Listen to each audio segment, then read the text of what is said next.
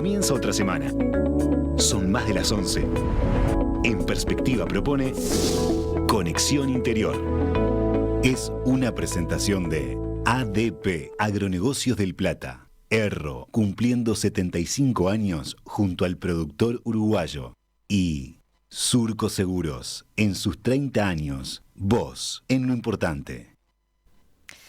Carlos, hoy retomamos el ciclo que venimos desarrollando en las últimas semanas, ¿no? Que nos lleva a hablar de la importancia del agua para el campo, para el productor, a partir un poco de esa inquietud que está tan instalada y sobre todo las visiones más citadinas de por qué los productores viven tan pendientes de si llueve o no llueve, ¿no? O por qué se quejan tanto de si falta agua o si sobra agua. Bueno, ese fue el disparador para que vos arrancaras este ciclo y hoy lo haces con un invitado reincidente, podríamos decir. Sí, Romina, hace varios programas que estamos tratando el tema del agua, la importancia que tiene el agua para los productores y por qué siempre estamos pendientes de hecho. Muchas preguntas de la audiencia se referían a raíz de estos programas, ¿qué hacíamos los productores o los técnicos para minimizar los riesgos? Por eso creo importante traer a Conexión Interior a un técnico que se dedica justamente a eso, a buscar soluciones para minimizar los riesgos de la falta del agua en el campo. El invitado ya estuvo en Conexión Interior hace un tiempo, es el ingeniero agrónomo Pablo Ott, es Master of Sciences, especializado en riego, en cultivos y pastura, 67 años, 4 hijos, 6 nietos, fundador y director de la empresa Agua para el Campo. En 1984 hizo un posgrado en Oregon, en el 84-90 asesor de Yul y productor, en el 90 fue asesor del Ministerio de Ganadería, Agricultura y Pesca, y en el año 1996 funda la empresa Agua para el Campo, así que le damos la bienvenida, Pablo, nuevamente a Conexión Interior. Un gusto tenerte con nosotros. ¿Cómo estás, Pablo? Bienvenido. Bueno, ¿cómo le va? Muchas gracias por la invitación y por ese equipo con Romina acá al frente y Gabriela detrás de bambalinas, manejando todos los hilos, me parece, ¿no? Sí. Y Carlos, el predigitador. Así que muchas gracias por la invitación, a ver si puedo contribuir en algo a las inquietudes que plantean. Sí, seguro que sí, Pablo, porque recuerdo la otra vez habíamos hablado contigo ya un poco y hace meses de eso, de por qué para el productor es tan importante el agua y brevemente abordamos, bueno, las distintas fuentes, ¿no? La importancia de la lluvia o algo dejamos esbozado con respecto al agua subterránea, pero capaz que ya podemos dar un paso más, ¿no? Y hablar de las tecnologías que hoy en día ya se pueden implementar para justamente garantizar el agua, teniendo en cuenta la importancia que este recurso tiene para el desarrollo de la actividad, ¿verdad? Sí, Romina, sí, la otra vez hablábamos en términos más generales. Como tú decís, el paso lógico es decir, bueno, pero ¿cómo se solucionan los problemas o cómo se previenen? Y Carlos me decía lo mismo, que era el tema que él sabe, en realidad, pero quería que lo compartiéramos y se le puede sacar un poco de punta al lápiz. Yo creo que hay como dos grandes temas relacionados al agua en el sector agropecuario. Los grandes temas, y es lo que es el riego particularmente, que es lo que normalmente a la gente le suena más, que es la necesidad de cubrir la demanda de agua que tiene un cultivo, que tiene una pradera. Y en Uruguay lo más tradicional, y donde Uruguay se destaca a nivel mundial, es en el riego, por ejemplo, el cultivo como arroz, que necesita de agua sí o sí. Y para tratar de resumir el concepto de la importancia del riego o cómo se estratifica el tema del riego en nuestro país, donde siempre ha sido como una especie de dualidad, porque en realidad siempre se dijo que en Uruguay había suficiente agua, pero todos los productores sabemos, técnicos y productores, que el agua hasta a veces y en exceso y otras veces no está. ¿Qué hace el riego? Busca una fuente de agua, que puede ser subterránea, pero la mayoría de las veces en este país se adapta perfectamente a copiar agua en lo que se llaman represas para que esa agua que normalmente se perdería porque terminaría escurriendo a través de cañadas y arroyos y ríos al Río de la Plata y luego al océano, convirtiéndose en salada, lo que hace el riego es, o los proyectos de riego que hacemos, y ahora vamos a contar un poco la historia de Agua para el Campo, es básicamente ver cómo juntar agua para después aplicarla a un cultivo cuando la necesite. Ujú. Es aquello que nos enseñaron de chico, que hay y guardar para cuando no hay. Bueno, el riego empieza guardando agua para luego administrarlo cuando se va a necesitar. Y me parece que es una gran cosa que el Uruguay le viene incorporando. Mencioné el arroz como gran historial, pero se viene difundiendo para el uso en cultivos. Y como Carlos también tiene mucha experiencia, porque en el establecimiento querido de él, que administra en Cerro Largo, en Verachí, estuvimos recorriendo sectores que riega él con pasturas, con un sistema de riego que es muy económico, se llama riego laminar. Y bueno, entonces, de alguna manera el manejo del agua, a pesar de ya a veces llover, se está convirtiendo a los efectos de maximizar la producción y la economía de los establecimientos en una práctica cada vez más frecuente, que hay que hacerla bien, hay que programarla muy bien, son inversiones que tienen su retorno, hay lugares donde no se puede y hay lugares que sí, hay lugares donde conviene y otros que no. Pero básicamente con esas pinceladas, yo te diría que el tema del riego se puede resumir de esa manera. Ahora, sí, No, contame. interesante porque estoy seguro que capaz que para la gente que está metida en el rubro, está claro que no es una novedad. Ahora, para los que no estamos, quizás en el caso del arroz es clásico y es característico el riego. En otros cultivos quizás nos sorprende que se puedan implementar soluciones tecnológicas, incluso en algún caso, supongo, para justamente garantizarle que ese cultivo reciba la dosis justa de agua, ¿no? ¿Eso es viable, Pablo? O sea, imagino, vos lo señalabas, ¿no? Requiere es un proyecto de inversión en muchos casos, ¿no? Todos son proyectos de inversión, efectivamente. ¿Puede ser viable o no? ¿Puede ser muy rentable o no? O sea, eso lo define el proyecto. Lo que hay que invertir, las cosas que hay que hacer, en qué Pero se son va a inversiones, aplicar. digo, a mediano y largo plazo, por ejemplo. ¿Estamos hablando de eso? Siempre a largo plazo, porque realmente requiere estructuras como represas que se amortizan en 30 años. Ujú. Y equipos que pueden ser más sencillos o más complejos, como son los pivots que habrán escuchado, que son equipos que riegan círculos en extensiones importantes. Todas son inversiones pesadas, por lo tanto, se tienen que amortizar en varios años. Lo que ocurre es que, así como a veces llueve, muchas veces no.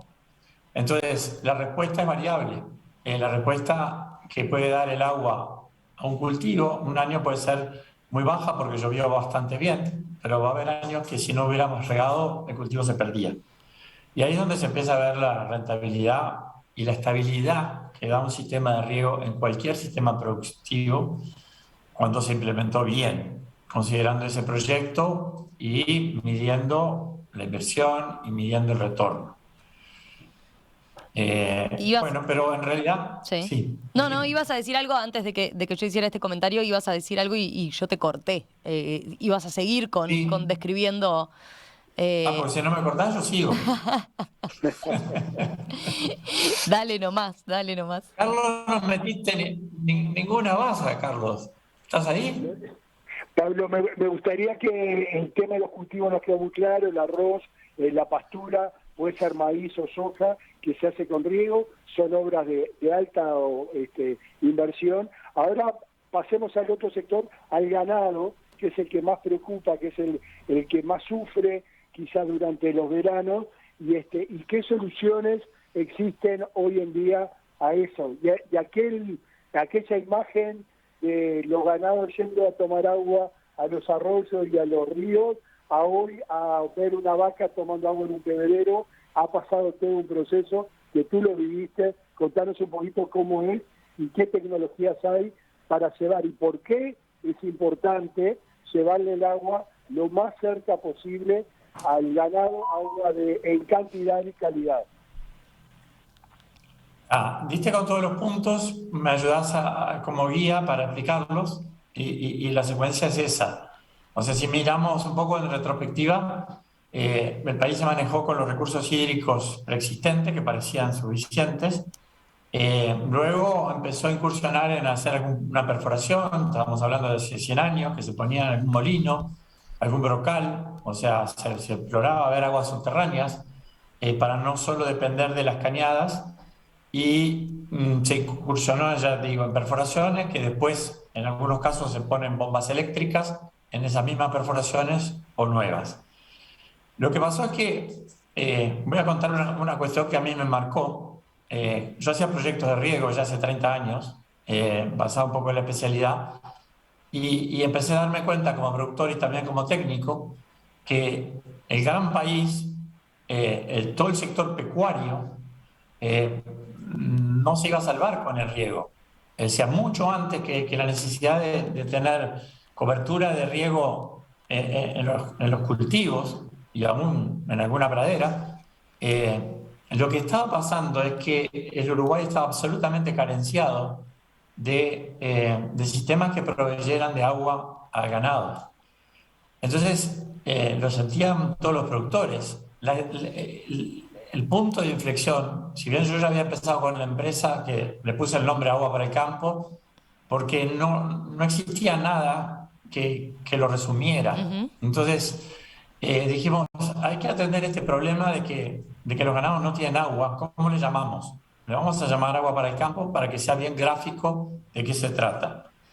Y es lo que hacemos, damos agua para el campo.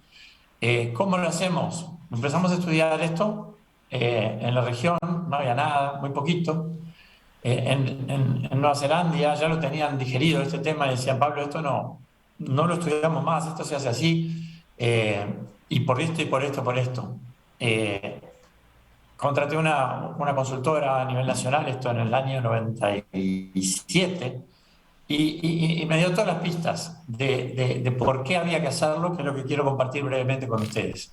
A ver, perfecto. ¿Por qué había que hacerlo y por qué era rentable? ¿Por qué era imprescindible? O sea, no había que esperar que viniera una seca. Todos los años, las pérdidas por no tener el ganado agua disponible y cerca son monstruosas para el país, para el país y para el productor. Entonces, el estudio lo que permitía, fue un punto de partida para después profundizar, es cuáles son los niveles de pérdida. Porque son intangibles, pero se producen. Claro. Y descubrimos que el tema estaba, o para mí la principal variable, y me parece que es interesante compartirlo, es la distancia a la cual el animal tiene que recorrer para llegar al agua. Si el animal tiene que caminar 1 kilómetro, 2 kilómetros, para llegar al agua 2, 3, 4 veces por día, todo lo que gana comiendo lo pierde caminando. Hace exactamente lo que nosotros hacemos cuando salimos a trotar, o ustedes salen a trotar a la Rambla.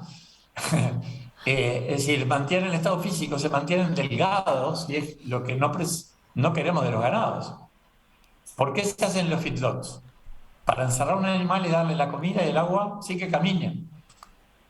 Y en los campos de nuestro país, los animales caminan todo el tiempo buscando comida, pero buscando agua.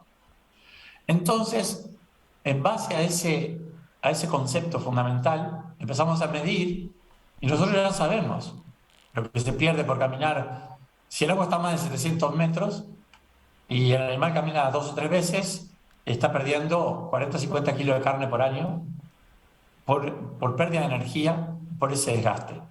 Y se producen otros efectos secundarios que también son costos económicos, como traslado de fertilidad y todo. Y llegamos a otro punto que nos determinó a que esto teníamos que buscar una solución, y para cada situación, para cada productor, según el enfoque de la empresa, según las posibilidades económicas, según la capacidad de inversión. Y es lo que hacemos. Buscamos una solución para cada uno, y siempre con 2 o 3 premisas. Ajá. Que es mucho más rentable llevar el agua al ganado que permitir que el ganado se tenga que desplazar a buscar el agua. Y eso, como lo tenemos recontramedido, hacemos los proyectos en base a maximizar el retorno de la inversión que se requiere para lograr ese objetivo. ¿Y cómo se logra ese objetivo? ¿Me quiere preguntar? Sí, me quedé pensando para tener una idea, ¿no? De qué tipo de proyectos estamos hablando, o sea, qué pueden llegar a implicar, qué uso de qué tecnología estamos hablando. Son proyectos, vos ponías el énfasis en cada productor y en la situación particular de cada productor. También pienso en lo que se ha implementado con la ley de riego y la parte más de asociatividad, si se puede concretar también a través de eso. Mira, yo creo que han habido muchos esfuerzos desde un viejo proyecto llamado Prenader para impulsar todo esto, esto que tú mencionás, y también creo que los gobiernos anteriores y este en particular han implementado políticas que favorecen la inversión en este tema. Según el tipo de empresa, según cómo tribute, desde el punto de vista fiscal, si es una empresa grande, tiene que tributar IRAE y tiene descuentos, o sea, tiene beneficios porque se puntúa favorablemente el dinero que se afecta al manejo del agua. El país como política sabe que tiene que armarse para estar a salvaguarda de años críticos en los cuales puede haber grandes tragedias. La anécdota que yo quería comentar es que un par de años después que yo había empezado con esta empresa para ver cómo distribuíamos agua en el país, en el año 98 hubo una seca monstruosa, de las cuales después ha habido cosas muy parecidas. Pero eso me marcó porque recorríamos todo el país y en todo el país los ganados se morían de hambre. Se morían de inanición. Y descubrimos que en realidad, con la misma falta de pasto que había en todo el país, en 2 o 3 puntos donde por accidente había agua, por ejemplo, en los canales, en campos arroceros donde pasaba agua por los canales, los animales no tenían pasto y estaban en un estado extraordinario solo porque tenían agua. Había 38 grados de calor, Ajá. pero tomaban agua toda la que quisieran. Y no había pasto. Ahí aprendimos lo que decían los números. Si el animal tiene agua cerca, en plena seca, se mantiene. Y no pierde peso. Se mantiene con lo mínimo. Bueno, volviendo a tu pregunta, empezamos a pensar, ¿cómo solucionamos esto? Y lo pensamos a nivel país. Por eso, hay gente que tiene necesidades en campos muy chicos, otros en campos muy grandes. Pero lo que dijimos es, bueno, un proyecto que además ahora tiene el apoyo del Estado a nivel fiscal. Mencioné lo que pasa cuando el productor es grande, que tiene beneficios en los proyectos que presenta la COMAP, que le descuentan parte de los impuestos que tiene que pagar. También el productor chico, que tributa por IMEVA, ese no va a la COMAP, pero tiene descuentos de IVA y descuentos de la factura por implementar un proyecto. ¿En qué se basa el proyecto? Y siempre requiere una cierta inversión. Tenés que juntar 4 o 5 patas. O sea, primero te tenés que asegurar de que haya agua. Es lo que querés manejar. Después necesitas una fuente de energía para manejarla. Por ejemplo, para sacarla de un pozo, o para sacarla de un arroyo, o para sacarla de un lago grande. Y después necesitas energía para distribuirla. Y la distribución puede ser por energía gravitacional, por ejemplo, si va por gravedad, se puede. O puede ser por energía eléctrica o por energía solar. ¿Y cómo se conduce? Se conduce por cañería. Se conduce por cañería. Y esa fue la gran revolución, fue. Porque hasta el siglo pasado, o sea, hasta el año 97 que empezamos nosotros, o se ponía un tanque australiano y 4 bebederos en la vuelta, o se hacía un tajamar y los animales iban ahí, o se recurría, como decíamos hoy, a las aguas naturales en los arroyos. Nosotros lo que dijimos es, no, si hay que llevar el agua donde está el animal, hay que pensar métodos para que el agua vaya de alguna manera. Y esas son tuberías que pueden ser en PVC, o pueden ser en polietileno. Polietileno se llama vulgarmente en nuestro país el plastiducto, pero hay distintas marcas. Y eso en realidad permite cumplir con el cometido, y a pesar de lo que aparenta en primera instancia, que puede ser una inversión onerosa, hoy vale lo mismo que hace 25 años en dólares. Lo mismo o aún menos, porque se han ido afinando tecnologías que permiten hacerlo de una manera muy barata. Pero normalmente se gasta, según el caso, 50, 70 dólares por hectárea para hacer una buena distribución de agua. Y eso, que de verdad se paga siempre en un año, en realidad dura 30 años. Entonces tú haces una inversión para tener una infraestructura que enseguida tiene su retorno y después durante 30 años te da agua gratis en todo el campo. Eso para mí es una revolución que el país demoró en reaccionar, pero creo que se está difundiendo a pasos agigantados. Ese concepto... Interesante esto que mencionas también de ese cambio, ¿no?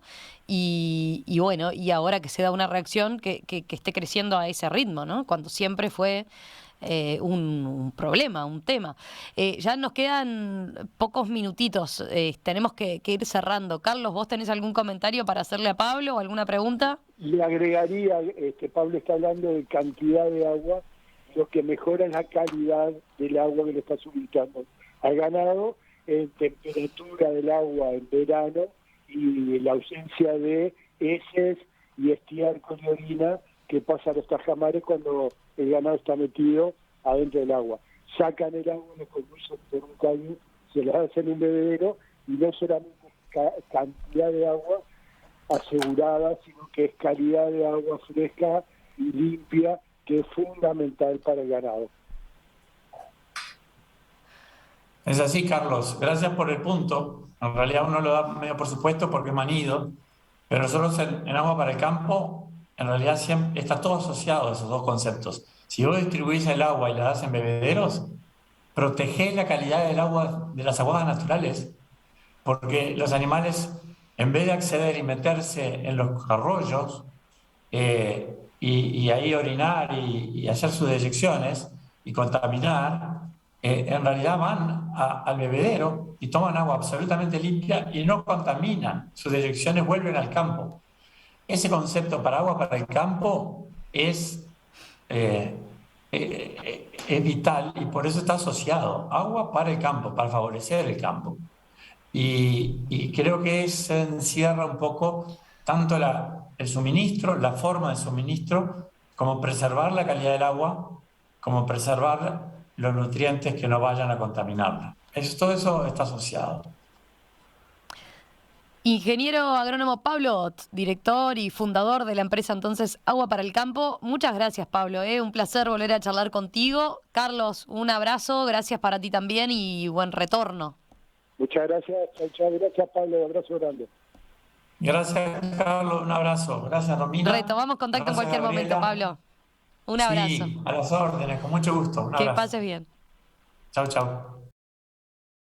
Conexión Interior es una presentación de ADP, Agronegocios del Plata. Erro, cumpliendo 75 años junto al productor uruguayo. Y Surco Seguros, en sus 30 años, vos en lo importante.